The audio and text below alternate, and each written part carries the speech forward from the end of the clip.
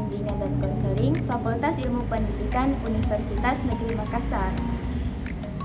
Jadi teman-teman, di sini saya akan menjelaskan tentang apa itu kecerdasan emosi dan juga media dan platform digital bagi perkembangan peserta didik.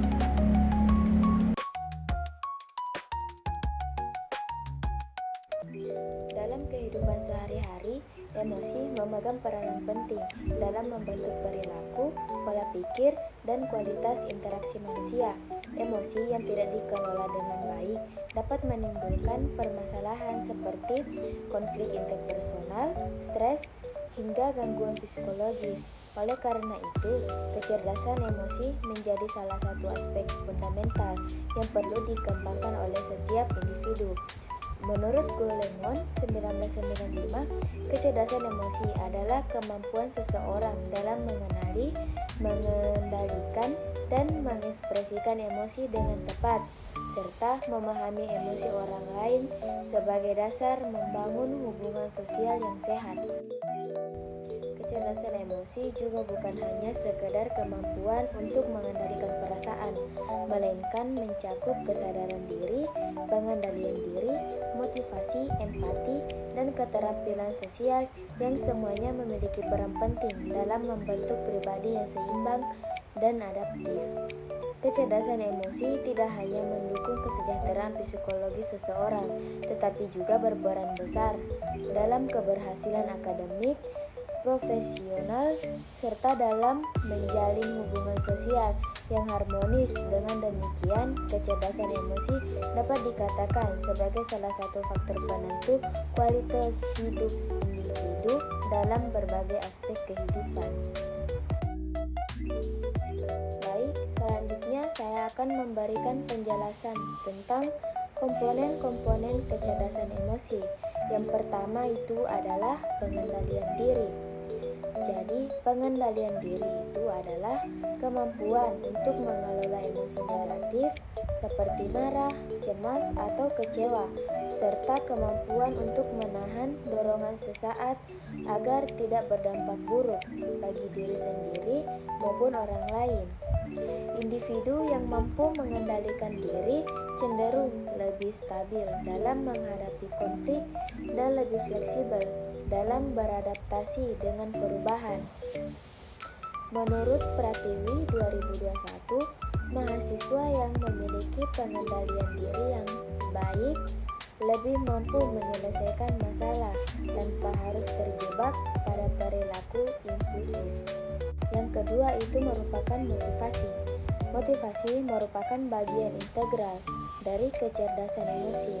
Motivasi yang dimaksud adalah dorongan internal untuk mencapai tujuan hidup, baik dalam bentuk motivasi intrinsik maupun ekstrinsik. Individu yang memiliki motivasi tinggi biasanya lebih gigih, optimis, dan mampu bertahan dalam menghadapi kesulitan. Menurut Fadilah 2018 menyebutkan bahwa motivasi yang berasal dari dalam diri seseorang seringkali menjadi faktor penentu keberhasilan akademik dan profesional karena mendorong individu untuk terus berusaha meskipun menghadapi kegagalan atau hambatan. Yang keempat itu adalah empati. Empati adalah kemampuan untuk memahami dan merasakan apa yang dialami orang lain. Empati membuat individu mampu menempatkan diri dalam perspektif orang lain, sehingga hubungan sosial menjadi lebih sehat dan penuh pengertian. Menurut Nurhayati 2022, bahwa empati merupakan inti dari kecerdasan emosi karena menjadi landasan dalam membangun hubungan interpersonal yang harmonis, baik dalam keluarga, pertemanan, maupun lingkungan kerja. Dan yang terakhir adalah keterampilan sosial. Keterampilan sosial adalah kemampuan untuk menjalin dan memelihara hubungan dengan orang lain secara efektif. Individu dengan keterampilan sosial yang baik mampu berkomunikasi dengan jelas, bekerja sama dalam tim, serta menyelesaikan konflik secara konstruktif. Menurut Susanto 2023, bahwa keterampilan sosial merupakan faktor penting dalam dunia kerja karena mendukung kepemimpinan, kolaborasi, dan kemampuan memengaruhi orang lain secara positif.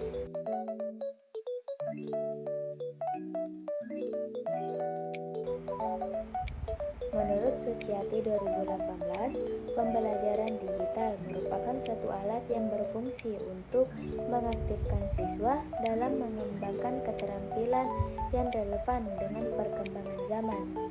Selain itu, pembelajaran ini dirancang untuk memberikan kesempatan kepada siswa dalam memperkuat kemampuan berpikir kritis dan keterampilan pemecah masalah. Hal tersebut dicapai melalui proses kolaborasi serta interaksi komunikasi yang terstruktur. Media pembelajaran digital mencakup seluruh perangkat komunikasi fisik, baik perangkat lunak maupun perangkat keras. Perangkat tersebut dirancang, digunakan, dan dikelola khusus untuk tujuan pembelajaran. Fokus utama dari penggunaan media ini adalah untuk meningkatkan efisiensi dan efektivitas dalam proses pembelajaran. Terdapat 3 potensi utama dalam pemanfaatan pembelajaran digital dalam kehidupan sehari-hari. Yang pertama itu potensi sebagai sarana komunikasi. Pembelajaran digital memungkinkan siswa untuk berkomunikasi dengan cepat dan efisien melalui berbagai media seperti email, media sosial, dan aplikasi pesan seperti WhatsApp, Instagram, Twitter, Facebook, forum diskusi, serta mailing list. Penggunaan platform digital ini terbukti lebih efektif dibandingkan dengan media komunikasi tradisional seperti telepon dan faksi. Yang kedua adalah potensi sebagai alat akses informasi. Pembelajaran digital memudahkan peserta didik dalam mengakses berbagai informasi yang relevan dengan materi pembelajaran, termasuk perkembangan di bidang sosial, ekonomi, budaya, politik, ilmu pengetahuan, dan teknologi dari berbagai sumber yang terpercaya. Peserta didik juga dapat memperoleh referensi berupa hasil penelitian maupun artikel ilmiah dalam berbagai disiplin ilmu. Dalam konteks pembelajaran digital, kehadiran fisik di ruang kelas tidak lagi menjadi keharusan. Dan yang terakhir adalah potensi sebagai media pendidikan dan pembelajaran. Perkembangan teknologi pembelajaran digital yang pesat telah dimanfaatkan oleh berbagai negara, institusi, dan para ahli untuk meningkatkan kualitas pendidikan. Salah satu upaya yang dilakukan adalah pengembangan perangkat lunak atau aplikasi yang mendukung proses belajar.